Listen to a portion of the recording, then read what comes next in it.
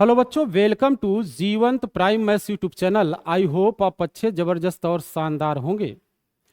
प्रतिशत चैप्टर हमने स्टार्ट किया है और प्रतिशत में हमने एक लेक्चर किया है।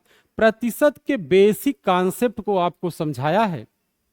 आज की क्लास में हम प्रतिशत वृद्धि एवं प्रतिशत कमी पर आधारित प्रश्नों को करेंगे।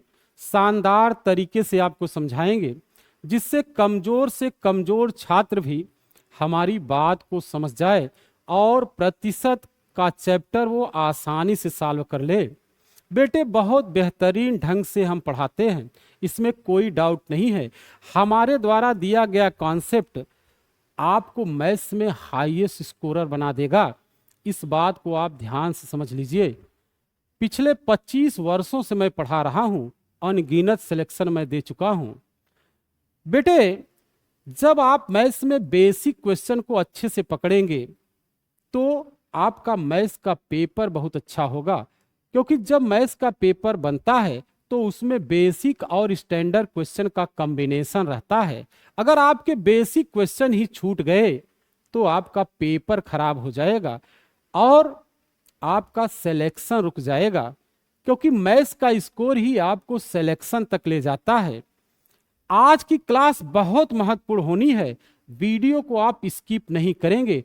अगर मैथ्स को आपको शानदार तरीके से समझना है बेटे, तो हमारे साथ आप जुड़िए और मैथ्स को इम्प्रूव करिए।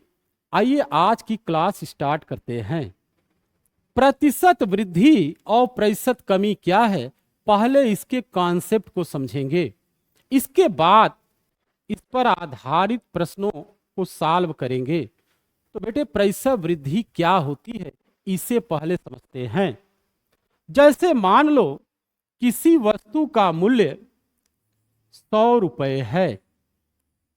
वस्तु का प्रारंभिक मूल्य, पहले मूल्य 100 रुपए है और यह 100 रुपए से बढ़कर 120 रुपए हो जाता है। ध्यान से मेरी बात को समझेंगे। आज प्रतिशत वृद्धि और प्रतिशत कमी वाला क्वेश्चन आपके दिमाग में सेट कर देंगे बेटे, और प्रतियोगी परीक्षा में हमेशा आता है, कभी ये प्रश्न आपका छूटेगा नहीं। मान लो किसी वस्तु का प्रारंभिक मूल्य क्या है, 100 रुपए है और यह बढ़कर 120 रुपए हो जाता है। तो 100 के मान पर जब प्रारंभिक मान 100 होता है तो जितनी वृद्धि हो जाती है, इसी को हम प्रतिशत वृद्धि कहते हैं।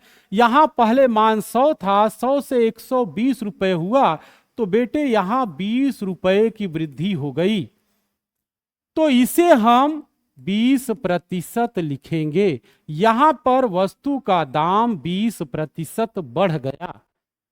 तो प्रतिशत वृद्धि क्या है? 100 के मान पर होने वाली वृद्धि ही प्रतिशत वृद्धि कहलाती है। जब प्रारंभिक मान 100 होता है तो उस पर जितनी वृद्धि हो जाती है उसी को प्रतिशत वृद्धि कहते हैं। अर्थात प्रतिशत वृद्धि की गणना हमेशा प्रारंभिक मान 100 पर करते हैं। अब इसी प्रकार से प्रतिशत कमी क्या है? जैसे मान लो किसी वस्तु का मूल्य 100 रुपए है और उसका मूल्य 100 रुपए से घटकर 90 रुपए हो जाता है। तो यहां पर बेटे वस्तु का प्रारंभिक मूल्य 100 रुपए था और यह घटकर 90 रुपए हो गया। जब इनिशियल मान 100 हो और ये घटकर कम हो जाए तो 100 के मान पर जो कमी होती है उसी को हम प्रतिशत कमी कहते हैं। यहां पहले दाम 100 रुपए था, 100 से 90 हुआ, तो बेटे 10 रुपए कम हो गया और 100 के मान पर जो ये कमी हो गई बेटे, इसी को हम प्रतिशत कमी कहते हैं। यहां पर वस्तु का दाम 10% कम हो गया। तो सीधी सी बात है, 100 के मान पर होने वाली कमी ही प्रतिशत कमी कहलाती है। दो कॉन्सेप्ट हो गए आपके पास, पहला क्या, प्रतिशत वृद्धि का, और दूसरा प्रतिशत कमी का। प्रतिशत वृद्धि क्या है? 100 के मान पर होने वाली वृद्धि को प्रतिशत वृद्धि कहते हैं और प्रतिशत कमी क्या है? 100 के मान पर होने वाली कमी को प्रतिशत कमी कहते हैं। यहां पे इनिशियल वैल्यू 100 होना चाहिए, ये आपको अपने माइंड में सेट कर लेना है। जब इनिशियल वैल्यू 100 होगी तो उस पर जो वृद्धि होगी वो प्रतिशत वृद्धि बोली जाएगी, और जो कमी होगी वो प्रतिशत कमी कहलाएगी। आशा करता हूं ये बात आपकी समझ में आ गई होगी। अब हम प्रतिशत वृद्धि और प्रतिशत कमी की गणना कैसे करते हैं इस पर परिचर्चा करेंगे, लेकिन इसके पहले आपको यूनिटरी मेथड समझना पड़ेगा, ऐकिक नियम। बहुत से बच्चे ऐकिक नियम जानते होंगे, लेकिन बहुत से बच्चे ऐसे भी होंगे जो नहीं जानते हैं। प्रतियोगी परीक्षाओं में ऐकिक नियम पर भी प्रश्न आ जाता है, बेसिक क्वेश्चन बना देता है। तो पहले हम ऐकिक नियम पर परिचर्चा कर लेते हैं, उसकी सहायता से बेटे प्रतिशत वृद्धि और प्रतिशत कमी का फार्मूला जनरेट कर देंगे जो आपकी किताब में दिया गया है। तो आइए पहले ऐकिक नियम को समझते हैं। इसको यूनिटरी मेथड बोलते हैं। जैसे मान लो बेटे 20 वस्तुओं का मूल्य, 20 वस्तुओं का मूल्य बेटे 120 रुपए है। ध्यान से मेरी बात को समझेंगे। ऐकिक नियम क्या है इसको आप अच्छे समझ लीजिए, इसकी जरूरत हमें हमेशा मैथमेटिक्स में पड़ेगी। मान लो 20 वस्तुओं का मूल्य 120 रुपए है, तो एक वस्तु का मूल्य अगर आपसे पूछा जाए तो कैसे कैलकुलेट करेंगे? जब बेटे 20 वस्तुओं का मूल्य 120 रुपए हो और संख्या कम करनी है, एक पर लानी है, तो आपको याद रखना है यहां जो पहले दाम 120 रुपए है ये 20 वस्तुओं का है, इसमें 20 से आप भाग कर देंगे, मूल्य में वस्तुओं की संख्या से भाग कर देंगे, तो एक वस्तु का दाम मालूम हो जाएगा। तो एक वस्तु का दाम यहां कितना हो जाएगा?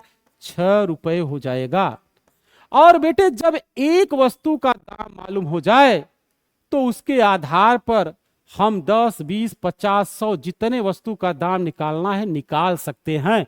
तो जैसे मान लो इसी प्रश्न में आपको 10 वस्तुओं का मूल्य पूछा जाए, तो एक वस्तु का 6 है, तो 10 का कितना होगा?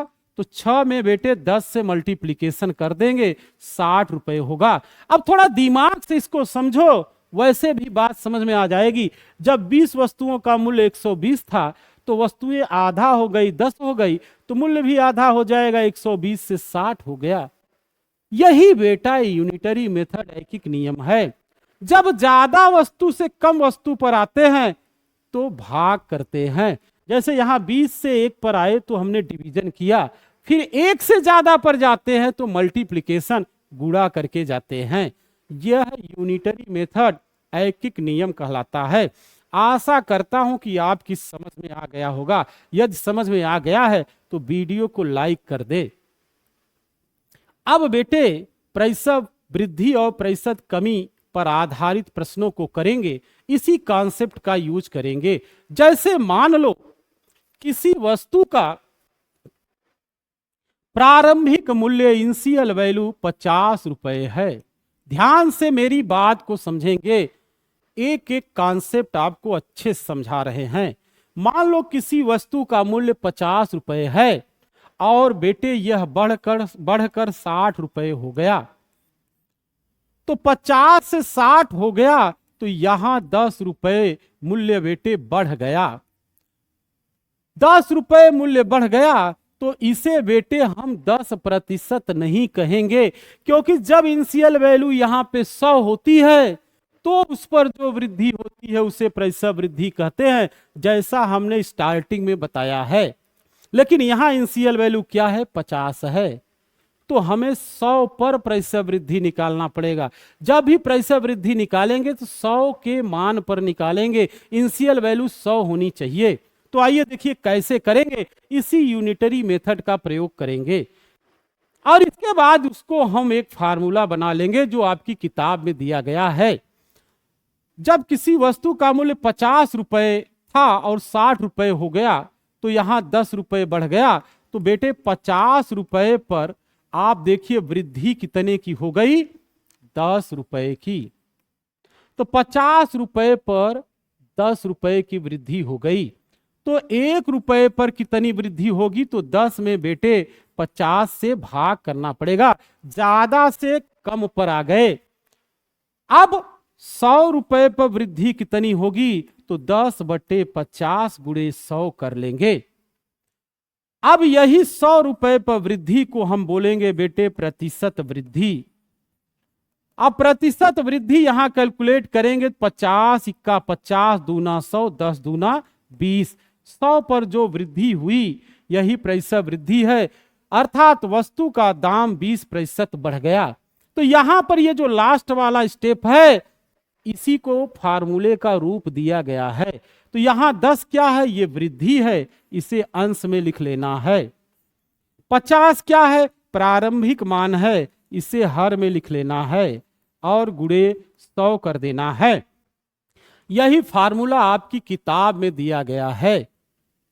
तो अब इसे आप याद रखेंगे, यहां लिख देते हैं प्रतिशत वृद्धि बराबर क्या हो गया, फार्मूला हमने जनरेट किया, वृद्धि बटे प्रारंभिक मान गुणे 100। और मैंने बताया बेटे ये फार्मूला आपकी किताब में दिया गया है, इसी से हम प्रतिशत वृद्धि के क्वेश्चन लगाते हैं। अब डायरेक्ट इसी फार्मूले से प्रतिशत वृद्धि की गणना करेंगे। तो आइए एक एग्जांपल और करते हैं।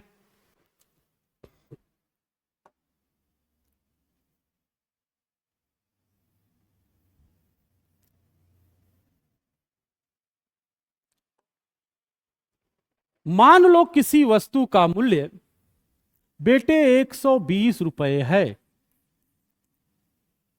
और यह बढ़कर 150 रुपए हो जाता है।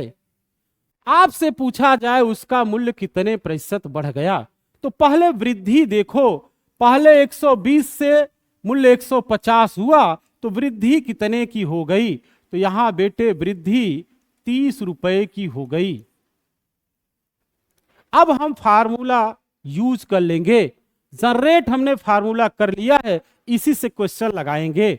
तो यहां प्रतिशत वृद्धि बराबर लिखेंगे वृद्धि बटे बेटे प्रारंभिक मान गुणे 100। वृद्धि कितने की हो गई, यहां देखो 30 रुपए की, प्रारंभिक मान 120 रुपए है, गुणे 100 कर देंगे।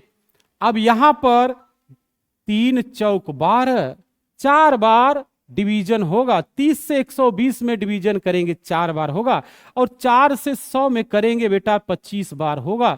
तो इस प्रकार से प्रतिशत वृद्धि का मान यहां पर 25% लिख देंगे। तो इस टाइप से मेरे बेटे आप इस प्रश्न को आसानी से लगा सकते हैं, फार्मूले के प्रयोग से लग जाएगा। अब प्रतिशत कमी क्या है इसे समझ लेते हैं। कॉन्सेप्ट तो मैंने पहले बताया है, एग्जाम्पल इस पर कर लेते हैं जिससे प्रतियोगी परीक्षा में क्वेश्चन आने पर आप लगा ले।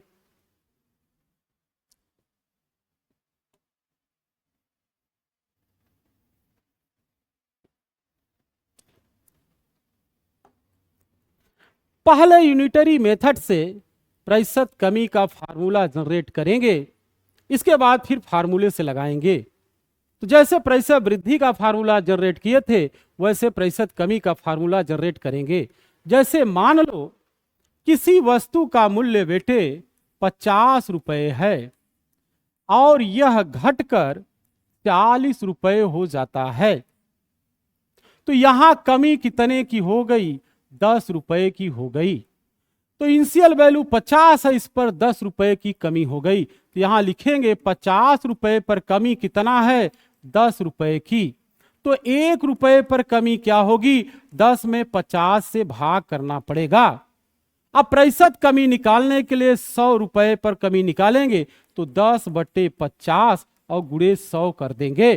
कॉन्सेप्ट हम पूर्व में बता चुके हैं यहां यूनिटरी मेथड में। अब यहां पर बेटे 100 पर जो कमी हुई इसी को हम प्रतिशत कमी कहते हैं। तो ये 10 क्या है बेटे, 10 ये कमी है, अंश में लिख लेंगे। 50 क्या है, प्रारंभिक मान है, हर में लिख लेंगे। और यहां आगे गुणे 100 करेंगे। यहां देखो 50 दूना 100, 10 दूना 20, तो 100 पे जो कमी हो गई वही प्रतिशत कमी बोली जाएगी। डायरेक्ट लिख लेते हैं, 20 रुपए कमी होगी, 20% होगी। तो इस प्रकार से एक फार्मूला और हमारे पास आ गया, प्रतिशत कमी बराबर कमी बटे प्रारंभिक मान गुणे 100। इसे यहां पर लिख लेते हैं, प्रतिशत कमी बराबर कमी बटे प्रारंभिक मान और गुणे 100। बेटे हमारे पास दो फार्मूले हो गए, एक से हम प्रतिशत वृद्धि निकालेंगे और दूसरे से प्रतिशत कमी। एक एग्जाम्पल और कर लेते हैं जिससे आपका कॉन्फिडेंस लेवल बढ़ जाए।